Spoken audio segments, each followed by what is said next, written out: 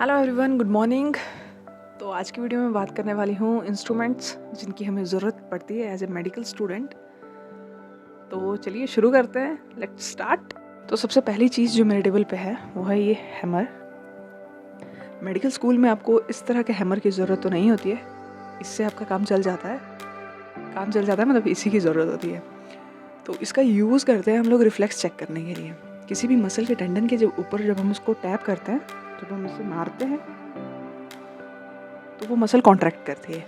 तो इससे हम लोग रिफ्लेक्स चेक करते हैं कि वो पूरी की पूरी रिफ्लेक्स आर्क फंक्शनिंग है या नहीं है, या कहीं ना कहीं कोई लीज़न है। अगर लीज़न होगा तो वो कॉन्ट्रैक्ट नहीं करेगी मसल, तो मतलब नर्व के लेवल पे या मसल के लेवल पे या ब्रेन के लेवल पे कहीं ना कहीं तो कोई लीज़न है ज़रूर। एक एंड पे तो ये हैमर है, दूसरे एंड पे ये थोड़ा सा पॉइंटेड है। तो इसका यूज़ हम कर सकते हैं फाइन टच चेक करने के लिए कि पर्सन की फाइन टच सेंसेशन वर्क कर रही है या नहीं कर रही है, पॉइंटेड ऑब्जेक्ट को वो महसूस कर पा रहे हैं या नहीं कर पा रहे हैं। तो ये सेंसरी सिस्टम चेक करने के लिए यूज़ हो गया। ओके, नंबर 2 इंस्ट्रूमेंट जो मेरे टेबल पे है वो फर्स्ट ईयर की सबसे फैसिनेटिंग चीज़ है, ये स्टेथोस्कोप। तो इसका काम रहता है फर्स्ट ईयर में आपको खुश करने का। उसके अलावा इसको यूज़ कर सकते हैं हार्ट साउंड सुनने के लिए, ब्रीदिंग साउंड सुनने के लिए और फिटल हार्ट साउंड सुनने के लिए। जब भी गायनी डिपार्टमेंट में आपकी पोस्टिंग लगती है ऑप्स गायनी में, तो आपको फिटल हार्ट साउंड सुननी होती है वहाँ पे। अगर आप सुन पाते हो तो टीचर बहुत खुश होते हैं, आपको एक्स्ट्रा मार्क्स मिल जाते हैं बोर्ड लिविंग में। बट बहुत डिफिकल्ट होता है फिटल हार्ट साउंड लोकेट करना, क्योंकि हमें पता नहीं चल पाता वो फिटल हार्ट साउंड है या मदर की कोई ब्लड वेसल है जो रिदमिक कॉन्ट्रैक्शन शो कर रही है उसके हार्ट के साथ। तो ये रहा सेकेंड इंस्ट्रूमेंट, स्टेथोस्कोप।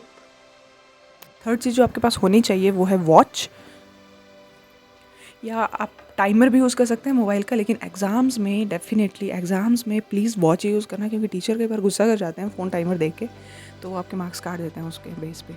तो ये वॉच होनी चाहिए आपके पास, या कोई भी रिस्ट वॉच होनी चाहिए, क्योंकि हमें हार्ट रेट मेज़र करनी होती है, रेस्पिरेटरी रेट मेज़र करनी होती है, पल्स रेट मेज़र करनी होती है। 1 मिनट में वो कितनी बार बीट कर रहे हैं, 1 मिनट में कितनी ब्रेथ पर्सन ले रहा है, तो उस सब के लिए टाइम देखना बहुत ज़रूरी है। तो उसके लिए वॉच होनी चाहिए। तो नेक्स्ट इंस्ट्रूमेंट है हेड मिरर।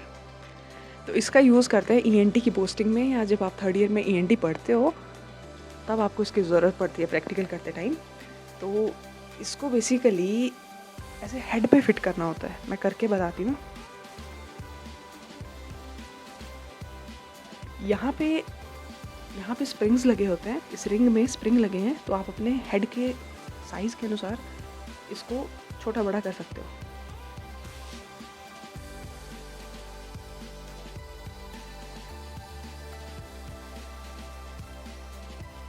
तो ऐसे फिट करके यहाँ पे एक बल्ब होता है साइड में, जिसको बुल्स आई लैम्प बोलते हैं। वहाँ से लाइट इस मिरर के ऊपर रिफ्लेक्ट करती है। यहाँ से रिफ्लेक्ट करने के बाद वो सामने रिफ्लेक्ट होती है। तो आपको उन्हीं लाइट रेज को फोकस करना होता है। आप जिस भी एरिया में देखना चाहते हो, जैसे कि नेज़ल कैविटी हो गया, वैसे नोज़ रिट्रैक्ट करके, या ईयर में आप देखना चाहते हैं, या माउथ ओपन करा के आप फेरिंक्स लैरिंक्स में देखना चाहते हैं, तो उन्हीं की लाइट रेज को फोकस करना होता है इस मिरर को यहाँ से हिला के। और ये जो बीच में होल है, इसके थ्रू आप देख रहे होते हो, इसके पीछे आपकी आई आनी चाहिए। तो ऐसा सा होता है। इस इंस्ट्रूमेंट है ये ट्यूनिंग फॉर्क। तो ये बेसिकली 3 डिफरेंट फ्रिक्वेंसीज के होते हैं, जनरली 3 मिलते हैं। इनमें से जो 512 हर्ट्ज फ्रिक्वेंसी का है, जैसे कि ये रहा, तो इसका यूज़ करते हैं हम लोग ईएनटी में, again bone conduction, air conduction देखने के लिए। तो जैसे इसको हल्का सा टैप करोगे ये वाइब्रेट करना शुरू कर जाता है। फिर इसको पर्सन के कान के सामने ले जाना होता है और उनसे पूछना होता है कब तक आपको वाइब्रेशन सुनाई दे रही है। फिर अपने कान से कंपेयर करना होता है। अगर हाँ सेम टाइम पे दोनों का सुनना बंद हुआ तो मतलब हियरिंग नॉर्मल है, उसकी डिफरेंस होगा तो मतलब हियरिंग में डिफेक्ट है। या फिर ऐसे टैप करके हम लोग मेस्टॉइड के ऊपर रख सकते हैं और फिर कान के सामने लाकर एयर कंडक्शन मेजर कर सकते हैं। फिर एयर कंडक्शन और बोन कंडक्शन को कंपेयर कर सकते हैं। नेक्स्ट जो चीज़ आपको ज़रूरत पड़ती है वो है ये टॉर्च।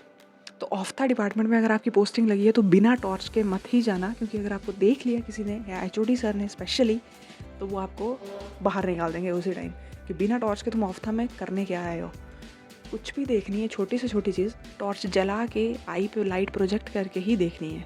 बिना टॉर्च के ऑफ्था पोस्टिंग नहीं हो सकती। इसके अलावा आपको चाहिए होती है एक प्रिकिंग नीडल, जिसका यूज़ करके आप खुद को प्रिक करते हो। फिजियोलॉजी में प्रैक्टिकल होते हैं, ब्लड से रिलेटेड, हेमेटोलॉजी ब्रांच है उसकी, तो उसमें आपको खुद का ही खून निकाल के तरह तरह के टेस्ट करने होते हैं। अपना हीमोग्लोबिन मेज़र करोगे, अपना ब्लड ग्रुप में देखोगे कौन सा है, अपना कोएगुलेशन टाइम, ब्लीडिंग टाइम देखोगे, तो उसके लिए आपको खुद को प्रिक करना है और खुद ही को करना होता है एग्ज़ाम में।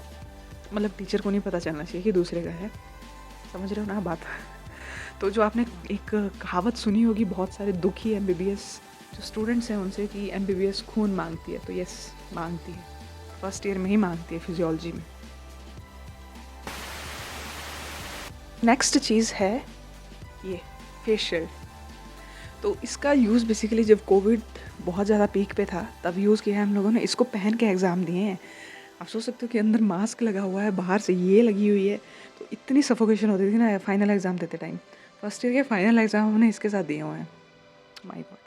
तो वैसे कोई बहुत इन्फेक्शियस डिजीज़ है, बहुत डेडली कोई डिजीज़ है, तो वैसे पेशेंट को अगर हम हैंडल कर रहे हैं तो हम फेस शील्ड यूज़ करते हैं। बट सिर्फ इससे कुछ नहीं होता, मास्क भी लगाना पड़ता है, पूरी पर्सनल प्रोटेक्टिव इक्विपमेंट रहते हैं, पूरी किट रहती है, तो उनको ही पहन के आपको ऐसे कोई पेशेंट के साथ डील करना होता है। That's rule.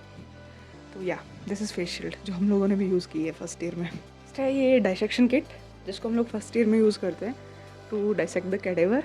तो डाइसेक्ट करते रहते हैं, स्टडी करते रहते हैं, डाइसेक्ट करते रहते हैं, स्टडी करते रहते हैं।